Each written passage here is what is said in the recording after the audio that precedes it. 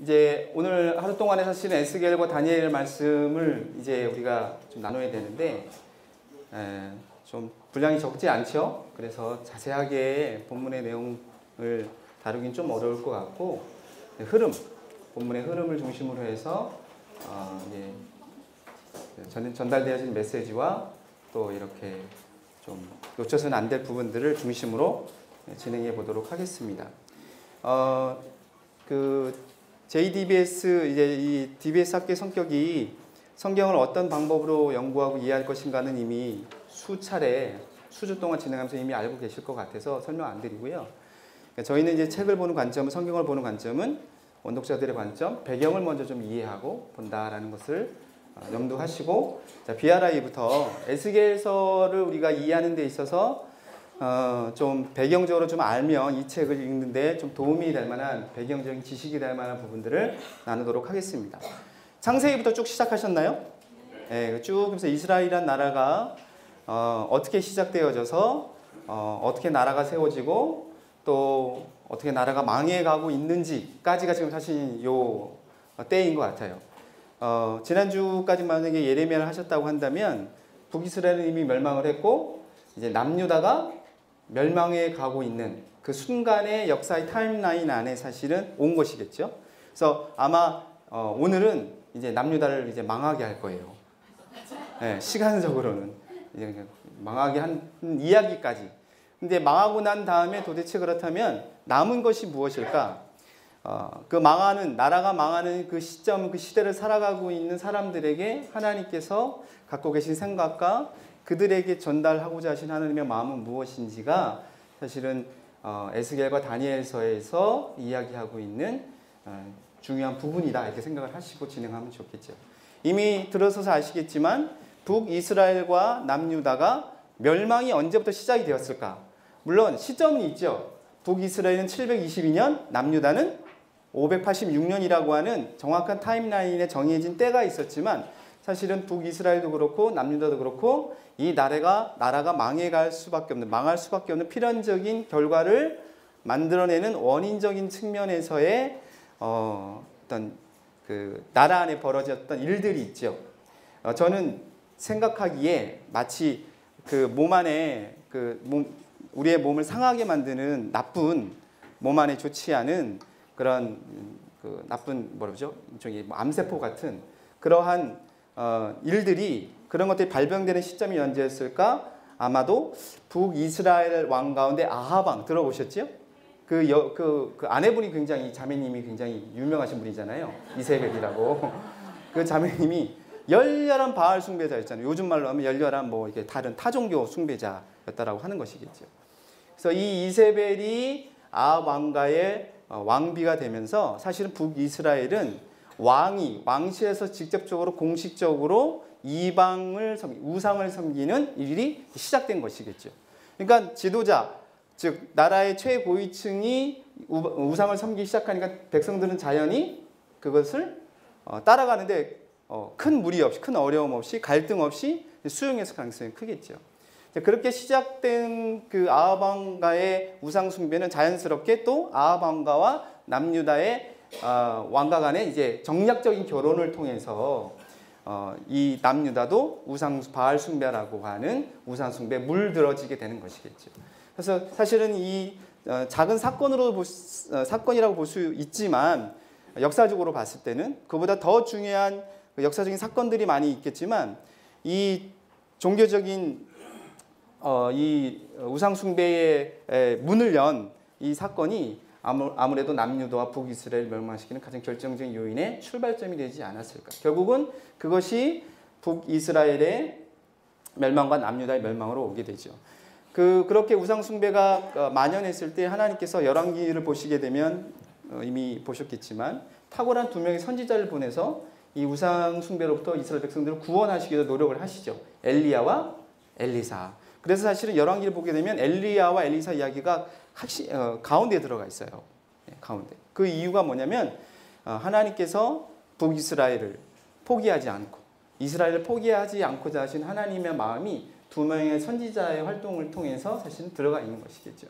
마찬가지로 그러나 그럼에도 불구하고 이 하나님의 애쓰심과 하나님의 마음을 저버린 북이스라엘 멸망을 했고 남유다도 결국은 멸망의 길로 걸어가고 있는데 그 멸망의 길 가운데 있는 그 와중에 그래도 하나님이 이 남유다를 구원하시기 위해서 보낸 여러 명의 선지자가 있는데 그 가운데 한 사람이 우리 지난주에도 했지만 대표적으로 뭐 예레미야 그리고 지금 에스겔 또 이제 멸망한 이후에 다니엘을 통해서 새로운 하나님의 구원의 계획과 마음을 이제 시작하고 계시다.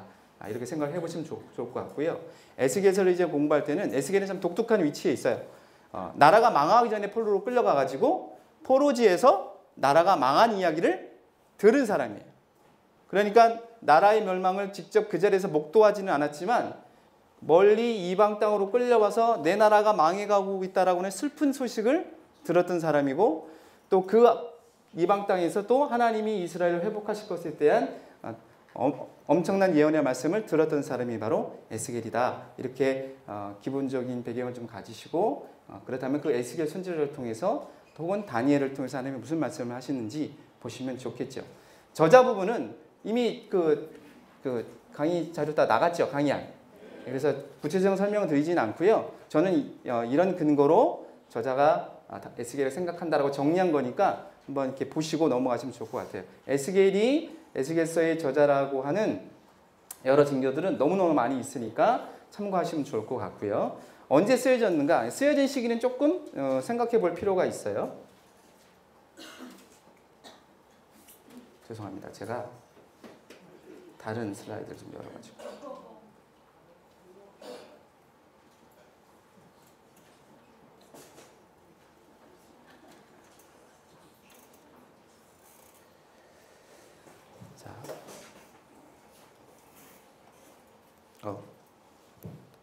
죄송합니다.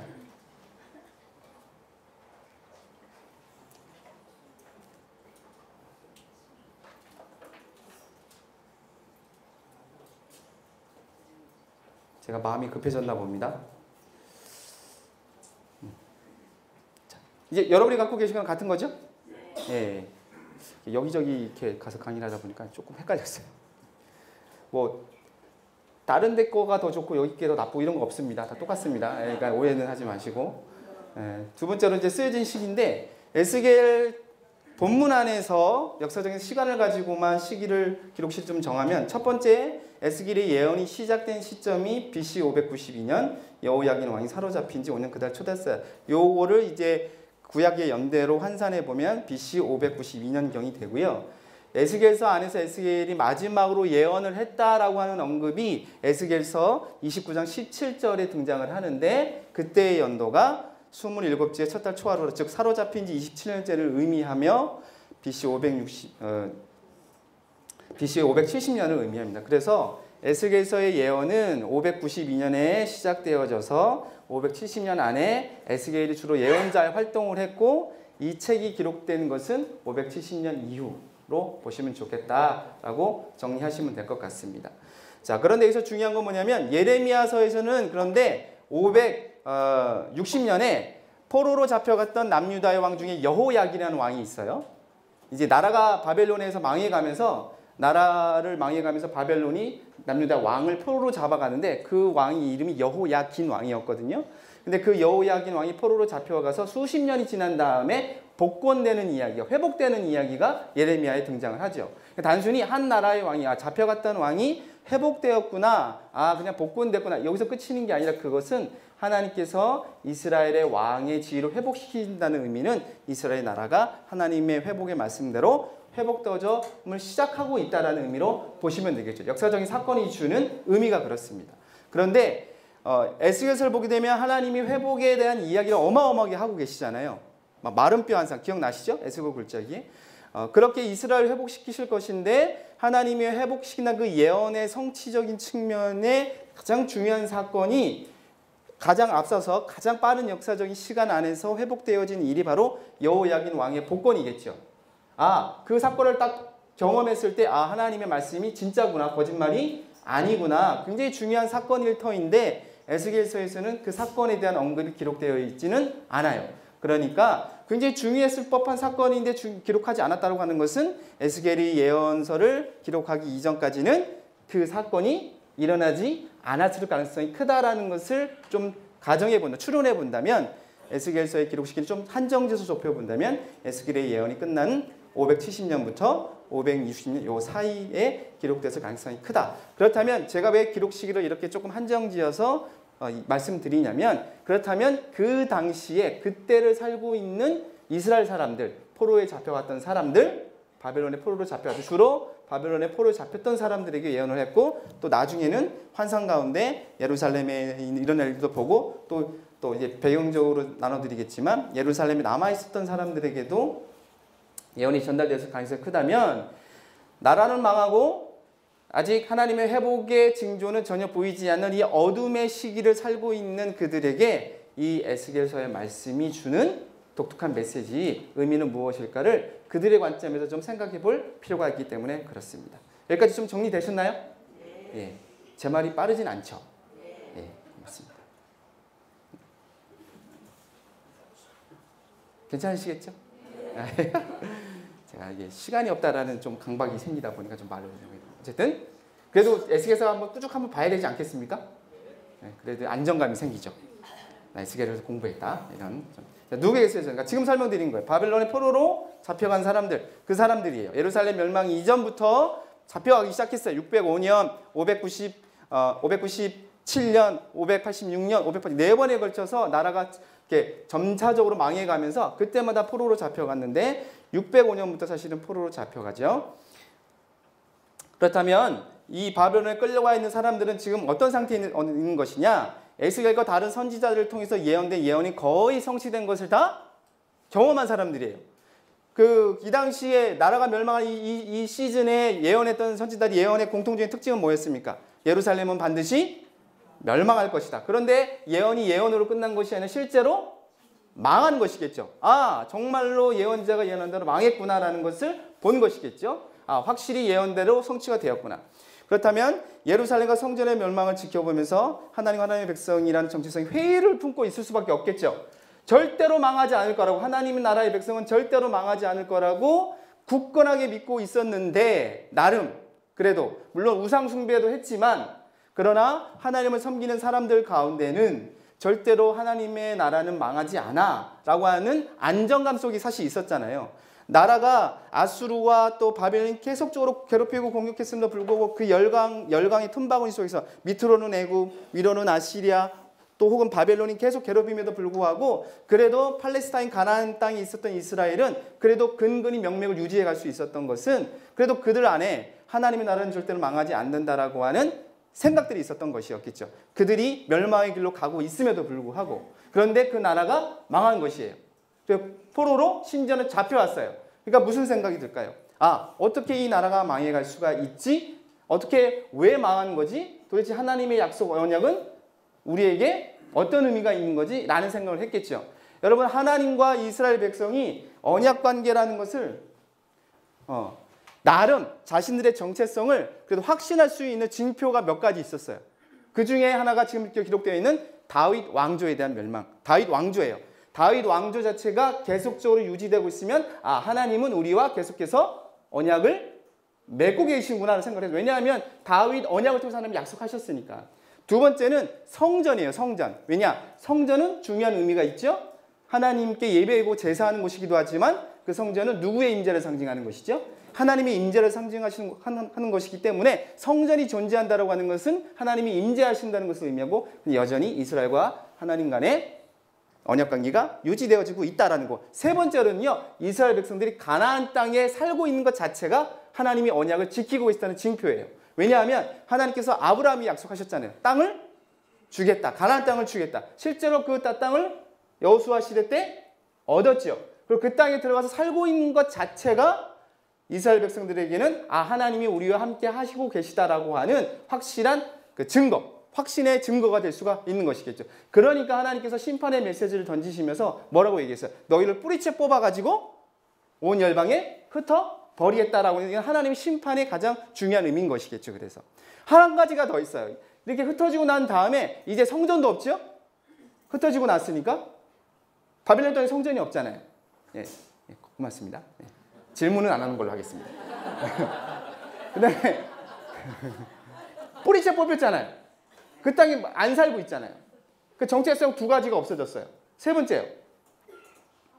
다윗 왕조가 무너졌어요. 그러니까 나라가 없어졌어요. 그러니까 자신들의 정체성이라고 내세울 만한 증표가 아무것도 없어진 거예요. 그런데 한 가지는 남았어요. 뭐가 남았을까요? 그래도 율법은 남은 거예요. 율법. 그래서 이 율법을 기반으로 한 이 포로기 이후에 유대교라고 하는 형태의 종교가 이제 이때 시작이 되는 것이겠죠. 그래서 남은 율법 중에서 가장 중요하게 강조했던 것 중에 하나가 뭐냐면 정체성을 취하기 위해서 그게 바로 할례입니다. 할례. 그래서 할례를 정말 강조하게 되는 것이죠. 나중에 이제 신약 시대 때 이것을 이제 예수님이 비판하시게 되는데 이렇게 정체성을 삼는 것이에요. 어쨌든 이렇게 절망과 상실감에 사로잡힐 수밖에 없는 자신들의 정체성이라고 믿었던 여겨졌던 것들이 아무것도 남아있지 않은 상황 가운데 남의 나라 한 번도 가보지 않은 남의 땅에 와서 살고 있는 것 자체가 그들에게는 충격 그리고 뭐라고 그러죠? 멘붕 상태에 있을 수밖에 없는 것이겠죠. 그런데 막상 또 그 땅에 갔어요. 그런데 처음에 간 첫 번째 세대는 사실은 처음에 힘들었겠죠. 그렇지 않을까요? 네. 아무래도 새로운 곳으로 가면 부모님 세대는 고생을 많이 하시잖아요. 네. 어디 가든지 고생했겠죠. 그런데 이제 그곳 생활에 적응하기 시작하고 2세대, 3세대들은 어떻게 되나요? 그곳 환경과 문화에 적응하게 되면서 그 삶이 그닥 그렇게 어렵지 않게 된다는 것을 알 수가 있어요. 특별히 바벨론이라고 하는 나라는 이스라엘이라는 나라와 문명적으로 봤을 때 비교조차 안 될 만큼 거대한 선진화된 문명 체계였어요. 사실은. 그러니까 마치 시골에서 살다가 대도시에 갔을 때 받는 한 번도 대도시에 가보지 못했던 사람들이 받는 문화적인 충격이 사실 이들 안에 있었던 것이겠죠. 그리고 사실은 이제 계속해서 말씀드리는 건 뭐냐면 그 땅에서 살면서 포로로 잡혀갔지만 이렇게 애굽에서 노예 생활을 하듯이 비참한 노예의 삶을 살았던 것이 절대 아니었습니다. 그 문명 세계 안에 편입되어져서 그 문명 세계 안에서 사회적인 지위도 누리고 경제적인 부유함도 누리고 집도 살 수 있었고요. 이주의 자유도 있었고 말이 포로로 잡혀가는 것이지 정말로 일종의 이민과도 같은 형태의 풍족한 삶을 누렸다라는 것이 이 당시에 고고학의 역사적인 문헌에서도 그렇고 성경의 내적인 증거를 통해서도 그렇습니다. 사실은 포로로 잡혀간 그곳은 나라가 망해서 잡혀왔던 나라를 잃은 서름 외에는 그곳에 살고 있는 그 사람들은 적응한 1세대, 2세대, 3세대 사람들은 그곳의 삶이 결코 부족하거나 어렵지가 않은 상태라는 것을 알 수가 있겠죠. 심지어는 자기가 능력만 있으면 이 거대한 이방 제국의 고위 관리도 될 수 있었어요. 대표적으로 다니엘이 그랬고요. 에스라, 느헤미야. 아시죠? 느헤미야? 네. 술 맡은 마담? 뭐 그런 건 아닌데 비서실장 역할을 했던 사람. 얼마든지 신분 상승을 할 수 있었던 사람들이 바로 유대인들이었어요. 그러니까 바벨론의 포로삼이 그런 상황 가운데 있기도 한 것이에요.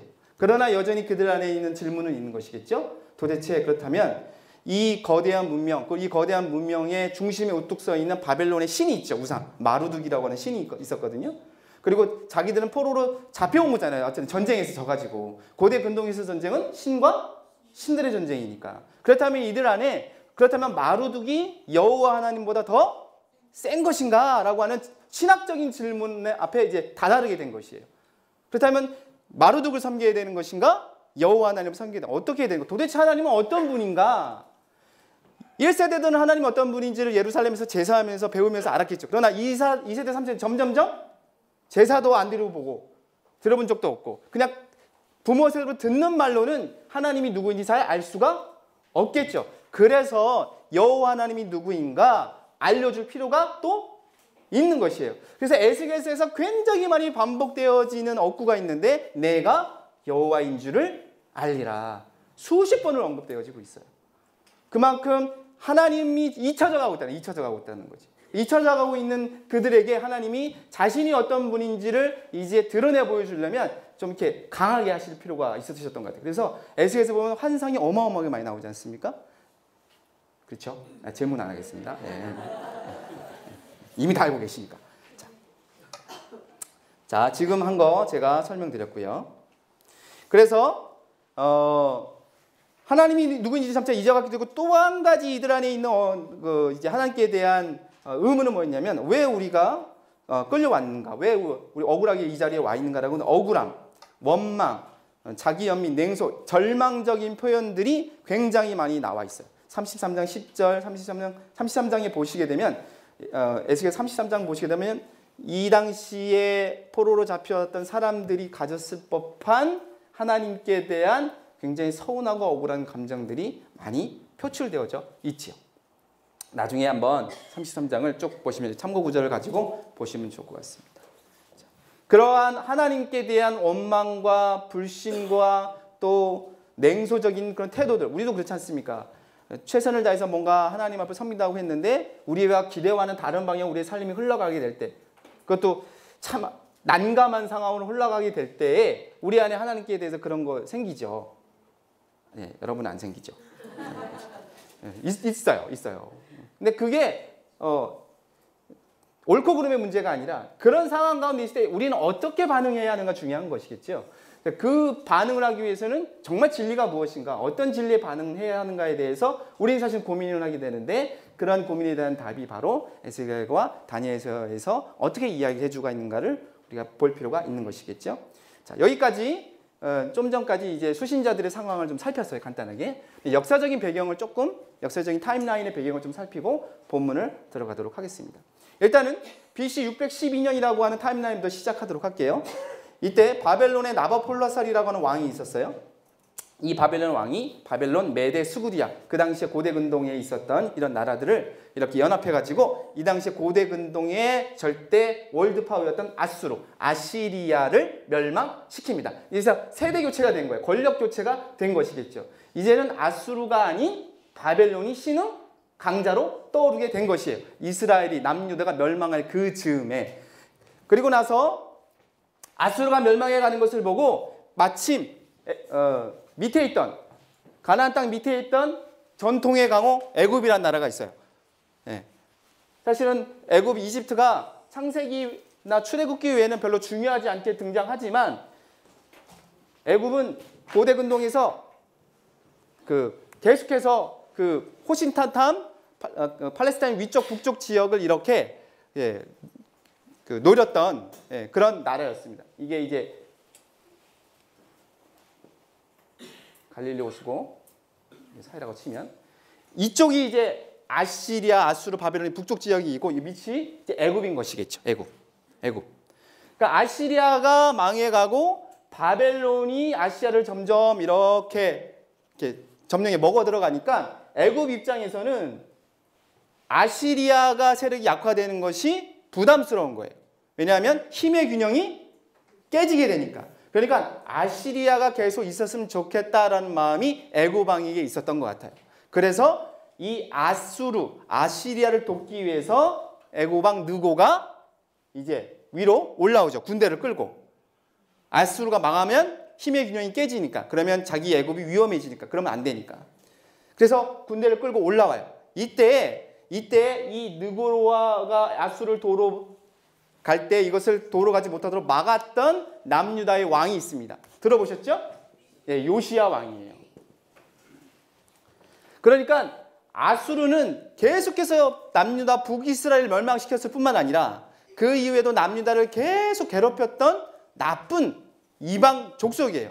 당연히 심판받는 게 마땅한데 그래서 바벨론에서 망해가고 있는데 잘 됐다라고 생각을 했는데 망하지 않도록 애굽이 도와러 주러 가니까 그 요시야 입장에서는 이거 도로 가면 안 된다라고 생각하고 중간에 갈그미스에서 딱 막아서죠. 근데 이때 이 전투에서 누가 죽어요? 요시야가 죽게 되는 거예요. 그러면서 남유다가 이제 혼란에 가운데 빠지게 결국에는 이제 아수르도 망하고 바벨론이 또 이 남유다를 멸망시키게 되는 것이겠죠. 또 바벨론의 입장에서 자신을 돕지 않았던 남유다가 좋았을 리가 없잖아요. 그래서 남유다도 멸망시키고 또 그런 과정 안에서 애굽도 견제하게 되는 일들이 있게 됩니다. 나중에 또 애굽을 공격하는 일도 있게 되죠. 이런 역사적인 흐름이 600 BC 612년에서 605년 요 사이에 있었다는 걸 좀 보시면 좋을 것 같고요.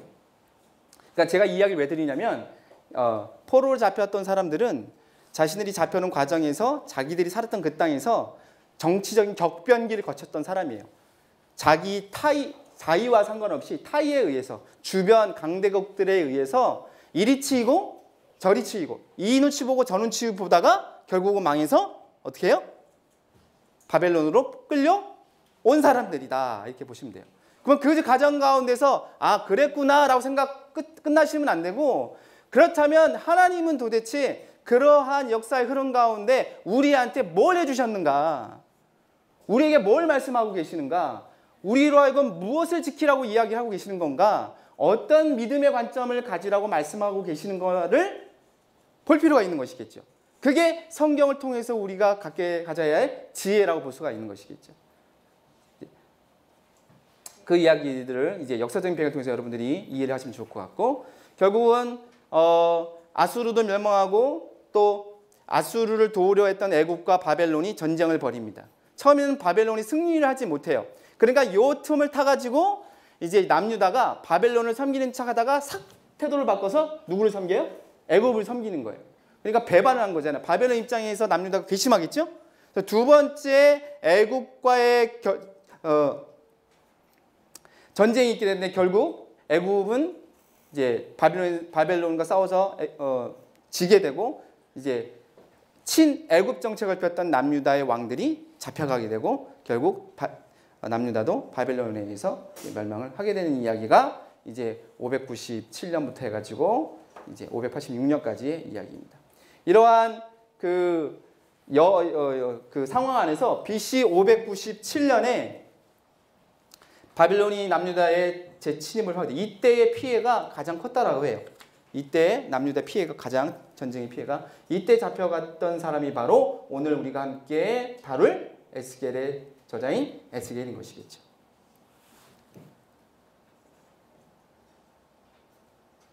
여기 보면 바벨론이 이때 2차 침략하기 전에 주변에 이제 좀 힘이 자신들보다 약했던 아람, 모압 주변, 이스라엘 주변국들 안에서 이렇게 군속 나라들을 먼저 이렇게 남유다 땅에 보내서 이제 약탈을 하게 만들어요. 그러니까 에스겔서의 25장 이후에 보게 되면 이방 나라에 대한 심판의 메시지가 있죠. 그것은 이와 연관도 있을 수가 있겠죠. 이스라엘 괴롭힌 나라에 대한 하나님이 심판한 곳, 이스라엘에 대한 하나님의 회복이다라고 보시면 되겠습니다. 자, 에스겔이 사역을 시작을 하고 포로로 잡혀가고 성전이 파괴되고 남유다가 멸망을 하고 그리고 에스겔의 마지막 예언이 있고 바벨론의 애굽 침공이 또 본격적으로 크게 있게 되는 사건으로 마무리가 된다고 보시면 좋겠습니다. 이것은 에스겔서 29장 32장에 있는 애굽을 향한 하나님 심판의 메시지가 성취됨을 보여준 역사적인 사건이라고 이해해 보시면 좋을 것 같습니다. 자, 정치적 상황은 이제 바벨론이 월드 파워라는 걸 기억하시면 좋을 것 같고요. 자, 종교적 상황으로 넘어가도록 하겠습니다. 성전에서 제사장들이 우상 숭배를 행하는 모습이 있어요. 그래서 이 하나님께서 성전을 떠나실 것을 아주 그냥 선언을 하시죠. 이제 본문 들어가서 좀 자세히 보겠지만 이스라엘 백성들이 성전에서 하나님이 아닌 다른 것을 섬기는 일들이 있어요. 마치 우리 교회 예배당 본당 안에 불상을 갖다 놓고 이렇게 거기다 절을 하는 것과 같은 일들이 성전에서 자행되게 되는 것이겠죠. 그런 것들에 대해서 하나님이 강하게 책망하시고 그것이 바로 심판의 이유일 수밖에 없다는 것들을 이야기하고 있는 것이겠죠. 그리고 거짓 선지자들이 유다의 회복이 곧 이루어질 것이라고 끊임없이 미혹하고 잘못된 거짓 예언을 합니다. 이런 것들, 하나님 우상같이 한 지역의 신으로 취급하는 잘못된 행태들이 있다라는 것. 이것이 지금 현재 현 상황에 에스겔이 처음 예언을 시작했을 때의 예루살렘에 있는 사람들의 상황. 그럼에도 불구하고 그들은 여전히 그런 죄를 짓고 있음에도 불구하고 우리는 절대 망하지 않는다. 왜냐하면 그러면서도 또 하나님께 제사를 드렸거든요. 우상도 섬기고, 왜? 이거는 우상을 섬기지 않으면 이제 외부의 적이 우리를 가만두지 않을 것 같으니까. 타협을 하는 것이겠죠. 그리고 하나님께도 제사 드리고 누이 좋고 매부 좋은 거지 뭐 이런 이중적인 태도를 가졌다라고 하는 것을 볼 수가 있는 것이겠죠. 동시대의 예언자는 유다에서 활동했던 예레미야와 또 유다에서 활동했던 하박국 또 다니엘과 같이 이 당시에 이런 탁월한 선지자들이 활동을 하죠. 하나님은 동시대 가운데 보면 이제 선지자가 활동했던 시대는 대부분 한 왕 시대에 뭐 한 명, 많아야 두 명인데 나라가 망해가는 시점에 3명 이상의 지금 선지자를 활동을 하고 있잖아요. 그건 어떤 의미겠습니까? 하나님의 관점에서는 마음이 굉장히 급하신 거죠. 한 명이라도 더 세워서 이 사람들을 통해서 하나님의 말씀을 증거해서 이들이 죄로부터 돌이킬 것을 하나님이 정말 간절히 원하셨기 때문에 이렇게 많은 선지자들이 사용하기를 원하셨던 것이겠죠.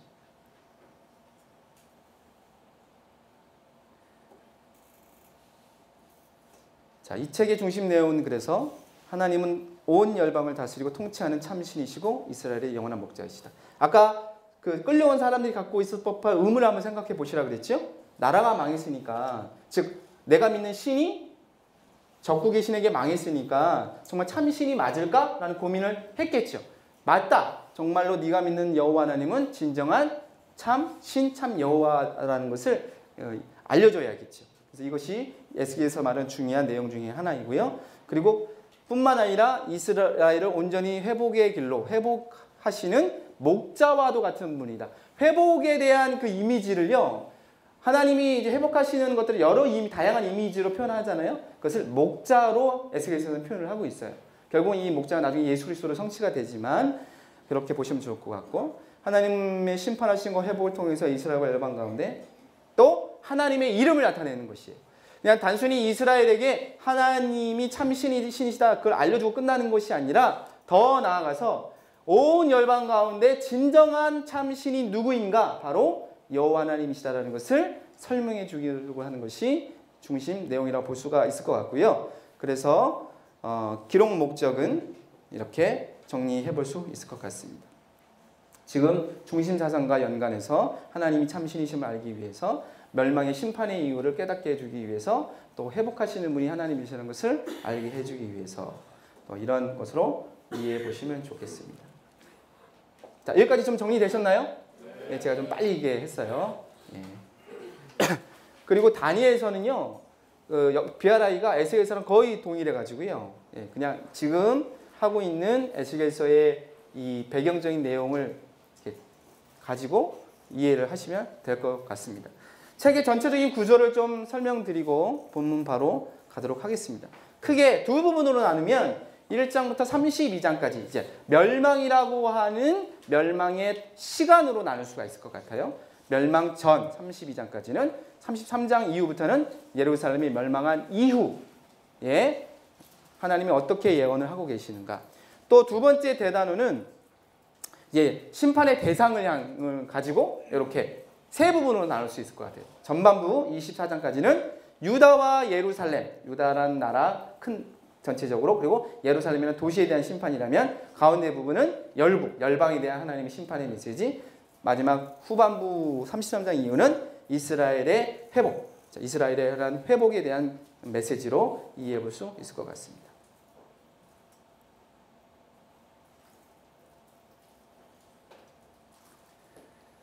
멸망의 성취가 되기 이전, 왜 이곳에 끌려왔는가, 이스라엘 우리가 무엇을 잘못했는가, 왜 이런 심판을 행하시는가에 대해서 의문이 있었잖아요. 그래서 너희가 망할 수밖에 없는 이유에 대해서 설명이 필요했겠죠. 그것을 이제 전반부에 하고 있다고 보시면 좋을 것 같고요. 성취가 된 이유, 멸망이 성취된 이후에는, 그렇다면 하나님이 멸망시키셨는데 우리를, 그럼 바벨론에 있는 우리를 지키시는 분이 맞나? 하나님 정말 참신이 맞나? 이런 부분들에 대해서 집중적으로 이야기를 하고 있다. 회복은 언제 되는가? 이렇게 보시면 좋을 것 같고요. 소 단원으로 보면 이제 소 단원별로 이제 내용의 흐름을 이제 설명드릴 터인데, 에스겔이 소명받고 죄를 경고하는 장면, 상징적인 행동과 여러 가지 이상들을 가지고 죄를 경고합니다. 한편으로 이것이 심판의 이유에 대한 설명일 수도 있겠죠. 계속해서 명확한 심판의 이유를 설명하시고 20장부터 24장은 이제 하나님의 심판은 돌이켜질 수 없는 부분이라는 것을 임박한 심판에 대한 메시지로 이야기를 하고, 결국 그 다음에 열국 심판이 있고 난 다음에는 회복의 메시지를 새 언약과 또 새로운 성전, 또 새로운 예배, 새로운 땅, 차례로 멸망시키셨던 것들을 다시 차례로 회복시키시는 것으로 후반부가 이렇게 흐름이 흘러가고 있다라고 보시면 좋을 것 같습니다. 하나님은 당신이 멸망시켰던 것들을 하나하나 새롭게 또 회복시키신다. 에스겔서에서는. 그래서 구조 이렇게 파악하기는 에스겔서는 그렇게 어렵진 않아요. 그런데 에스겔서가 어려운 건 뭐냐면 상징이 많아서 그렇죠. 여러 비유가 많고 이런 것들을 어떻게 이해해야 할까, 이것 때문에 사실은 좀 어려운 것인데, 그리고 에스겔서에 등장한 여러 비유와 상징들은 대부분 신약의 요한 계시록에서 많이 또 이렇게 인용되어져서 사도 요한이 또 예언을 하고 있는 것으로 알죠. 그래서 에스겔서의 상징적인 표현들과 이런 것들을 잘 이렇게 정리해 놓으시면 나중에 계시록 보실 때 이상하게 해석 안 하시고 구약에 기반해서 충분히 하실 수 있게 될 것 같습니다. 자, 본문 이제 해도 될까요? 네. 생각보다 BRI를 제가 좀 길게 했는데, 자, 1장으로 넘어가도록 하겠습니다. 1장 1절에서 3절은 에스겔에게 임한 말씀과 권능, 특별히 1장에서 3장은 에스겔의 소명에 관한 얘기를 집중적으로 이야기를 하고 있는데요. 하나님께서 이 에스겔을 부르시는, 콜링하시는 이 장면을 통해서 어떤 메시지를 주고자 하시는가, 이렇게 좀 먼저 질문을 갖고 시작하시면 좋겠고, 1절에서 3절은 먼저 시간의 때에 대한 언급, 장소에 대한 언급, 그리고 어떠한 상황에서 이런 일들이 벌어지는 것에 대한 전체적인 큰 그림을, 예언서의 큰 그림, 예언자가 예언 활동을 하게 된 그 시작점에 대한 큰 그림을 보여주고 있습니다. 여기서 여호야긴 왕이 사로잡힌 지 5년 그달 초닷새라고 이야기하고 있는데, 참고 구절 한번 적어 놓으세요. 열왕기하 24장 10절에서 17절까지의 내용이에요. 그러니까 이 시간에 연관되어져 있는 구약 역사서의 본문은 열왕기하 24장 10절에서 17절입니다. 나중에 이 본문과 같이 보시면 좋겠죠.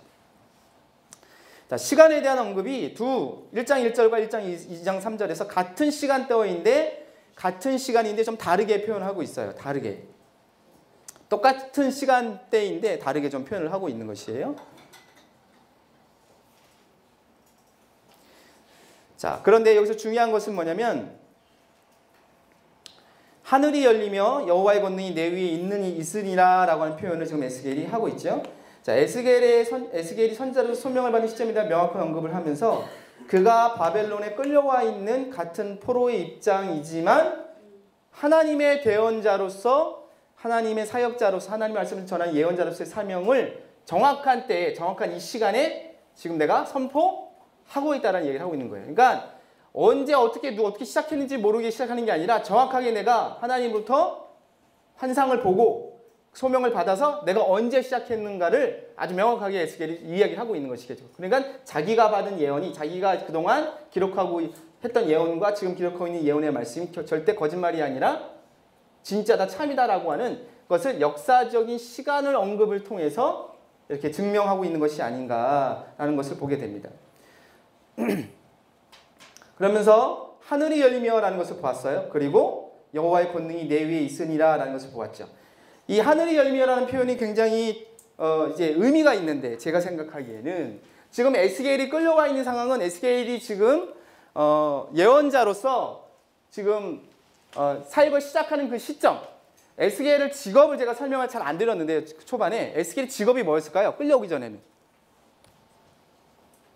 제사장이었어요.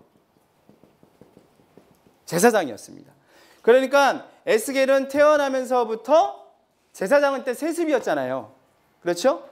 아론의 자손들, 레위지파 아론의 자손들만이 할 수 있는 게 제사장이었어요. 그러니까 이 사람은 태어나는 그 순간부터 할 일이 정해져 있어요. 일평생 무슨 일만 하다가 죽는 거예요? 제사장의 일을 감당하다 죽는 것이. 그러니까 태어나면서부터 이 사람은 무슨 교육을 받았겠습니까? 제사장에 대한 관한 그 전문적인 교육을 받았겠지요. 그리고 그 제사장의 역할을 감당하게 되는 나이가 있잖아요. 아무 때나 시작하는 게 아니라. 그렇죠? 30세 혹은 그 이전에 좀 땡겨서도 시작하게 되는데 대략 30세쯤으로 시작을 해요. 그리고 끌려온 거는 훨씬 그 이전이었어요. 그러니까 조금만 있으면 조금만 있으면 이제 예루살렘에서 무엇을 자기는 이제 해야 되는 거예요? 제사장으로서 그 성전에서 쉽게 말해서 성전 봉사를 할 그때 그 순간에 갑자기 포로가 돼가지고 잡혀온 곳이에요. 그러니까 일평생 오직 한 가지의 목표만을 가지고 열심히 달려왔어요. 나는 저것만 해야 돼. 난 저걸 통해서 나는 내 삶의 가치, 난 자아 실현을 할 거야 라고 최선을 다해서 달려왔는데 어느 날 갑자기 이게 산산조각 물거품이 된 것이에요. 그리고 30세가 되었는데 이제 이런 생각을 했겠죠. 아, 내가 예루살렘에 있었더라면. 그리고 아직 사실은 성전이 멸망하기 이전이에요. 592년이니까. 586년에 멸망을 했으니까. 내가 포로로 잡혀오지 않고 예루살렘에 계속 남아 있었더라면 난 지금쯤 뭘 하고 있었을 텐데. 제사장의 일을 하고 있었을 텐데. 라고 하는 선지자 개인 스스로가 낙심과 절망함에 좀 아무 소망이 보이지 않는 밑바닥의 상황 가운데 있을 때에 그때 하나님이 에스겔에게 나타나셔서 그냥 나타나시는 게 아니라 어떻게 해요? 하늘이 열렸다라고 얘기를 하고 있어요. 이렇게 시작을 하고 있는 것이겠죠. 여러분 이와 같은 상황 가운데 있었던 신약의 사람들이 있고 저자가 있었어요. 혹시 기억나세요? 네, 사도 요한이었어요. 사도 요한. 계시록. 요한계시록 4장 2절에 보면 요한계시록 1장부터 3장까지는 초대교회에 있었 소아시아 7교회가 받는 고난과 핍박에 대해서 이야기를 하고 있잖아요.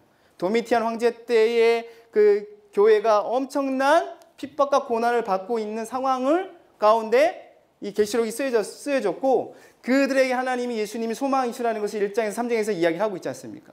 그러니까 소망이 다 꺾여질 것 같은 그 상황에서 4장 2절을 하나님이 어떻게 시작하고 있냐면 똑같이 사도 요한이 눈을 들어보니 하늘이 열렸다라는 표현이 있지요. 그러니까 가장 절망의 상황에서 가장 밑바닥의 상황에서 하나님은 우리에게 말씀하시는 거예요. 이제 내가 너에게 말할 때이다. 하늘이 열리고 라고 시작하고 있겠지.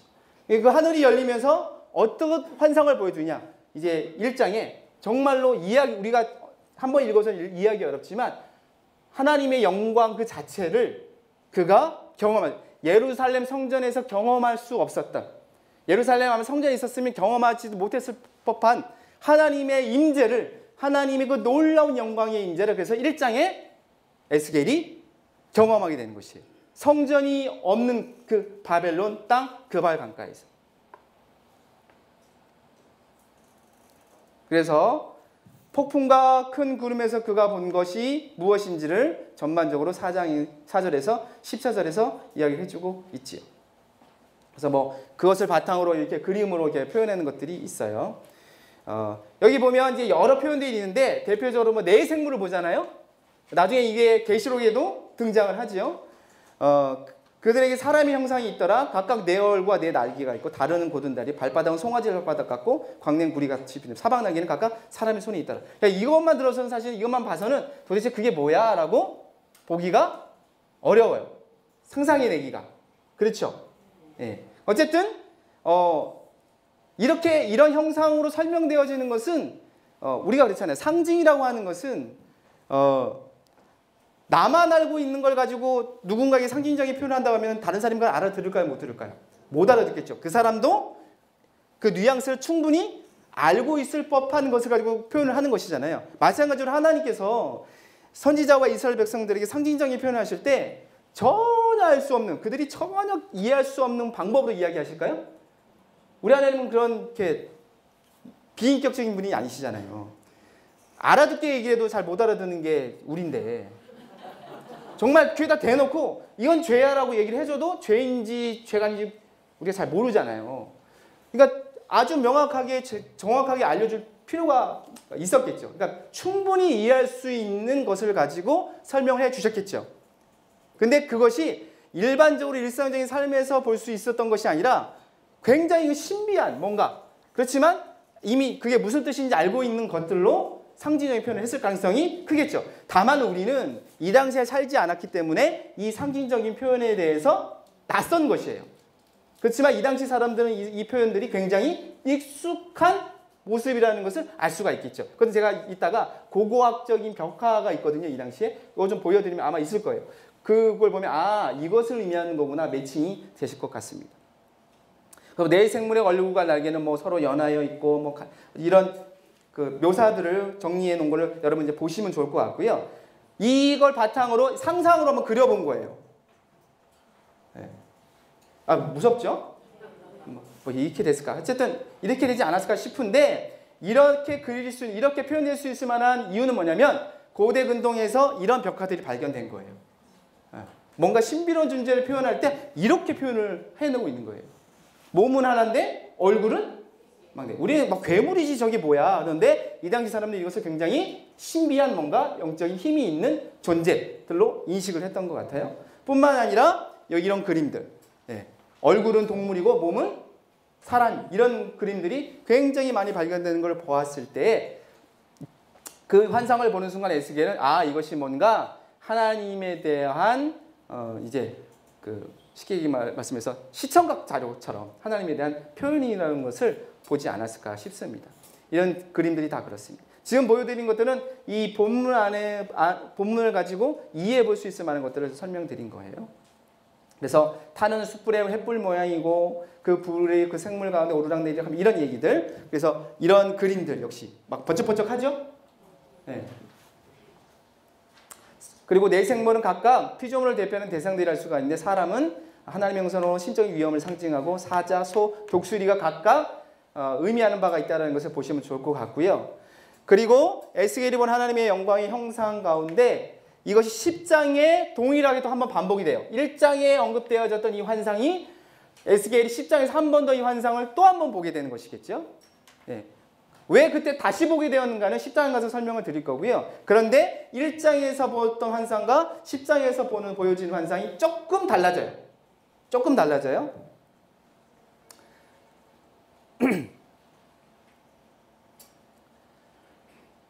그래서 그런 차이가 이 정도 있다라고 보시면 좋을 것 같고 그 다음에 계속해서 그 형상과 같이 하는 바퀴 모양의 구조들 특별히 눈이 가득하다라는 표현이 있어요. 눈이 가득하다. 그 바퀴에 그 내생물과 함께하고 있는 뭐 탈 것 같은 것 같아요. 바퀴에는 눈이 가득하다. 근데 이 눈은 스가랴서 4장 10절과